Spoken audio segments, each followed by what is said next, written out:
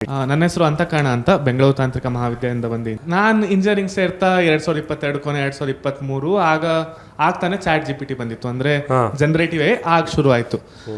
ಅದು ಈಗ 3 ವರ್ಷಗಳ ಕಾಲ ನಾನು ಇಂಜಿನಿಯರಿಂಗ್ ಹೋಗ್ತಾ ಅದ್ರ ಜೊತೆ ವಿಕಸಿತ ಆಗಿ ಬಂದಿದೆ. ಈಗ ನಾವು ಏಜೆಂಟಿಕ್ ಬಂದಿದ್ದೀವಿ. ಅಂದ್ರೆ ಈಗ ನಾವು ನೋಡೋದಾದ್ರೆ ಓಪನ್ ಕ್ಲಾ ಅಂತ ಹೊಸದಾಗಿ ಬಂದಿದೆ. ಜನ ಅಮೆರಿಕದಲ್ಲಿ ನಮ್ಮ ಇಂಡಿಯಾದಲ್ಲೂ ಕೂಡ ಹಲವು ಇಂಜಿನಿಯರ್ಗಳು ಅದಕ್ಕೋಸ್ಕರ ಒಂದು ಕಂಪ್ಯೂಟರ್ ಕೊಟ್ಬಿಟ್ಟು ನೀನು ಕೆಲಸ ಮಾಡು ಅಂತ ಬಿಟ್ಕೊಡ್ತಿದ್ದಾರೆ.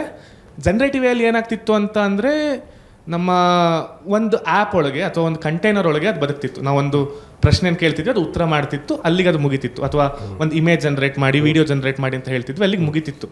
ಆದರೆ ಈಗ ಏಜೆಂಟಿಕೆಯಲ್ಲಿ ಏನಾಗ್ತಿದೆ ಅಂತ ಅಂದರೆ ಅದು ಒಂದು ಕಂಪ್ಯೂಟರ್ನೇ ತನ್ನ ಕಂಪ್ಯೂಟರಲ್ಲೇ ಬದುಕ್ತಿದೆ. ಏನು ಕೆಲಸ ಬೇಕಾದರೂ ಅದು ಮಾಡ್ತಿದೆ, ಇಂಟರ್ನೆಟ್ ಕನೆಕ್ಟ್ ಆಗ್ತಿದೆ, ಮೇಲ್ ಮಾಡ್ತಿದೆ, ಯಾರಿಗೋ ಬಂದು ನಮ್ಮನೆ ಕೆಲಸ ಮಾಡು ಅಥವಾ ಓಲಾ ಬುಕ್ ಮಾಡು ಆ ರೀತಿ ಅಂತೆಲ್ಲ ಮಾಡ್ತಾ ಇದೆ. ನನ್ನ ಪ್ರಶ್ನೆ ಏನಂತ ಅಂದರೆ ಈ ಏಜೆಂಟಿಕ್ ಜ್ಞಾನ ಏನಿದೆಯಲ್ಲ, ಈಗ ಓಪನ್ ಕ್ಲಾ ಹೀಗೆ ಕೆಲಸ ಮಾಡ್ಬೋದು, ಓಪನ್ ಕ್ಲಾನ್ ಹೀಗೆ ಇನ್ಸ್ಟಾಲ್ ಮಾಡ್ಬೋದು, ಅಥವಾ ಇದನ್ನ ನಾವು ಈ ರೀತಿ ಬಳಸ್ಬೋದು ಅಂತ ಕೆಲವು ಜನರ ಹತ್ರ ಇದೆ. ಈಗ ಆ ಕೌಶಲ್ಯ ಆಗಲಿ ಅದು ಮಾಡಬಹುದು ಅಂತನಾಗಲಿ ಅದು ಬಹಳ ಸುಲಭ. ಅದನ್ನ ಸೃಷ್ಟಿ ಮಾಡಿದವನು ಕೂಡ ಏನು ಬಳಸಿ ಸೃಷ್ಟಿ ಮಾಡಿರೋದು. ಸೊ ಅದು ಆ ಜ್ಞಾನ ಕೆಲವು ಜನರ ಹತ್ರ ಇದೆ. ಈಗ ನಮ್ಮ ಆರ್ಥಿಕ ಸ್ಥಿತಿ ನೋಡೋದಾದ್ರೆ ಹೇಗೆ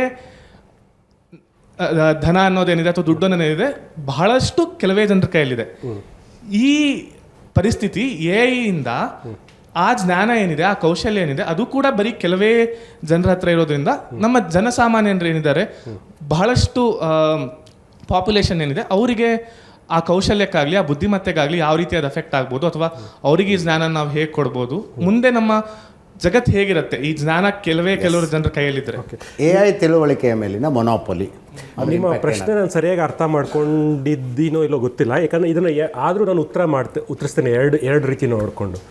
ಒಂದು ಆ್ಯಂಥ್ರೋಪಿಕ್ ಕೋವರ್ಕ್ ಬಗ್ಗೆ ಹೇಳ್ತಿದ್ದೀರಾ.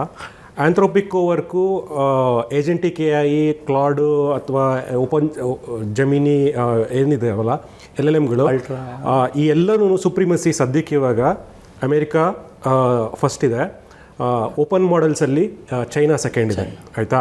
ಅವರು ಫಸ್ಟ್ ಸೆಕೆಂಡಲ್ಲಿದ್ದಾರೆ.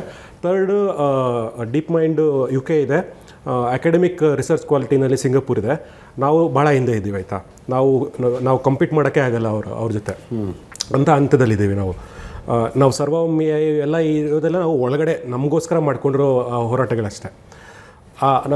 ನಾವು ಅವ್ರ ಜೊತೆ ಕಂಪೀಟ್ ಮಾಡೋಕ್ಕಾಗಲ್ಲ.